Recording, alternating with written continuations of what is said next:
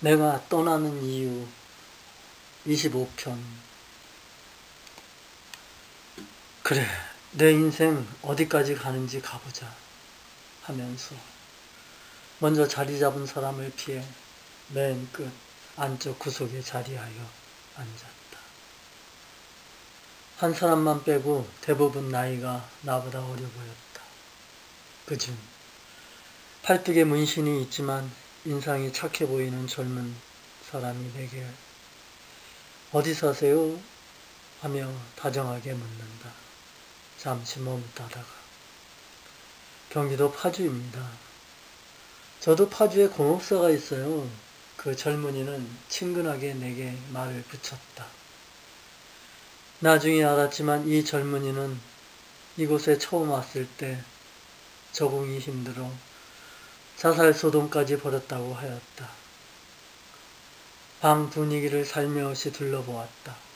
깜빵이라는 게 대부분의 사람들은 사회와 격리되어 있기에 막연한 불안감과 두려움을 갖고 있는데 나 역시 좋은 시선으로 보지 않고 있었던 터였다. 방 공기는 그리 나빠 보이지 않았다. 다행히 나보다 나이 들어 보이는 사람이 있었다. 대머리에 약간 마른 사람이었다. 그리고 베트남에서 공장을 한다는 고사장. 같은 보이스피싱 제목으로 들어와 11개월 동안 재판을 위해 살고 있다는 김명훈 사장. 삼성전자 다니다 그림 사기로 들어온 빡빡이 김겨운 사장. 빡빡이 이 사람은 서로 자기소개 시간에 대웅전에 불을 지르고 방화범으로 들어왔다고 하여 내가 깜짝같이 속은 사람이다. 24살 어린 방장은 사랑이 죄야 소리를 지르며 여자친구 집에 놀러 갔다가 여자친구 엄마와 불륜을 저지르고 여친 아버지께 걸려서 여기 왔다며 계속 사랑이 죄야 소리 지른다. 옆에 있던 고사장은 그 사랑은 죄야 하면서 웃는다.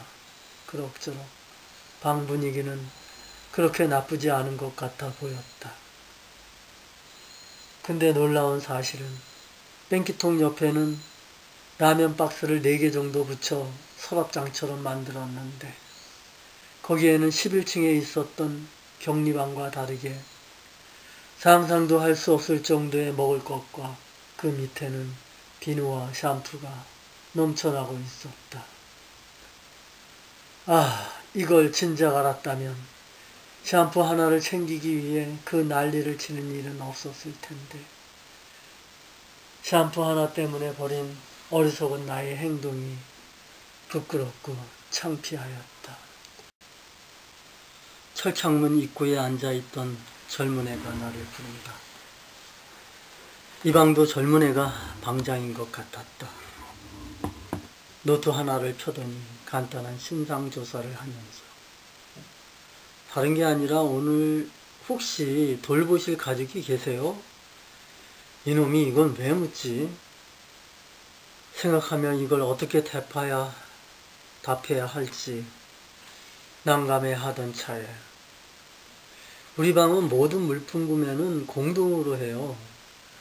나중에 알았지만 구치소 규정상 공동 구매는 불법이었다.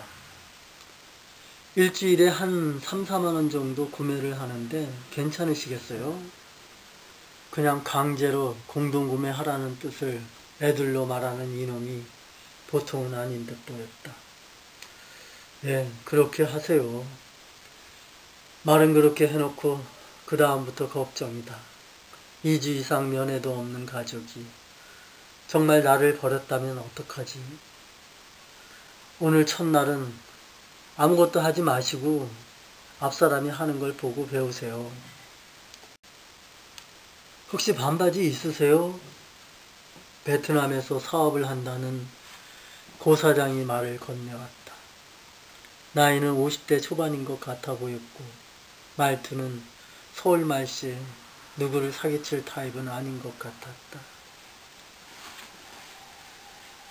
키가 183이 넘는 중사 출신이라는 오창수는 내가 오기 전까지 뺑기통을 타고 있었는데 기다리던 막내가 젊고 힘 좋은 막내가 아니라 자기보다 나이 많은 사람이 나타났다며 실망하는 눈치다. 괜시리 내가 미안해졌다. 잠자리 들기 전 우리 방 사람은 서로 자기소개 시간을 가졌다. 서열 2위 김 사장은 같은 보이스피싱으로 구속된 사람인데 4년 구형에 1년 8개월 선고받고 교도소 이감 중에 있다고 소개하였다. 처음 보는 나에게 형님이라며 친근감 있게 불러주었다. 형님, 여기 인천구치소는 범죄자 중 30%가 보이스피싱 범죄예요. 보이스피싱은 해마다 증가 추세이고 피해가 심하여 구형이 많이 세졌어요. 형님, 걱정입니다. 김 사장은 진심으로 걱정해 주는 것 같았다. 오늘 하루는 구치소 본방 첫날이라서 그런지 긴장 속에 정신적으로나 육체적으로나 피곤한 하루였다. 잠시 시간을 내어 아내에게 편지를 썼다. 아내와 결혼한 지 35년 만에 처음 쓰는 편지다. 그동안 세월을 세워보지는 않았지만 벌써 머리에 하얀 서리가 내리는 줄도 모르고 정말 무더니도 살았던 것 같다. 아내에게 사랑을 구하는 세레나도 아니고 그렇다고 최근 몇 년간 소원한 관계에 있었는데 지금 위기에 빠졌다고 나를 살려달라고 구조의 편지를 쓰는 게 씁쓸하지만 처음으로 용기를 내어본다. 하지만 진심으로 미안하다는 말은 꼭 하고 싶었다. 사랑하는 당신에게 이렇게 편지를 써본 적이 거의 없는 것을 보니 나도 참 무던히 살아온 것 같아 미안해. 내가 구속된 지 거의 한 달이 다 되어 가고 있는 가운데 이 짓이 이렇게 무서운 범죄인 줄 몰랐어. 나의 잘못으로 우리 가족 모두에게 이렇게 큰 아픔을 갖게 하여 미안해. 미안하다는 말밖에 지금 더 이상 무슨 말을 할 수 있겠니? 지난주 호영이가 면회를 오지 않아 걱정하여 기다렸어. 또 한 주가 다 가는데 아직 소식이 없으니 나 때문에 무슨 일이 생긴 건 아닌지 걱정이 태산 같아 이렇게 몇 자 적는 중이야. 이제 일주일에 2번 면회가 된다고 하니 할 얘기도 있고 면회 한번 와주면 고맙겠어. 2020년 5월 20일 정말 미안한 당신의 남편 김민호. 오후에 배달되는 신문을 서열상 나는 방사람이 다 본 다음 펼쳐보았다. 이방 구치소로 배달되는 신문을 보니 매일경제신문, 조선, 스포츠 이렇게 3개를 보고 있었다. 이 신문 구독료는 경제적 여유가 있는 사람 3명이 신청하여 함께 보고 있었다. 오늘 신문의 주 내용은 요즘 젊은 사람들이 영끌하여서라도 집을 사는 게 문제였다.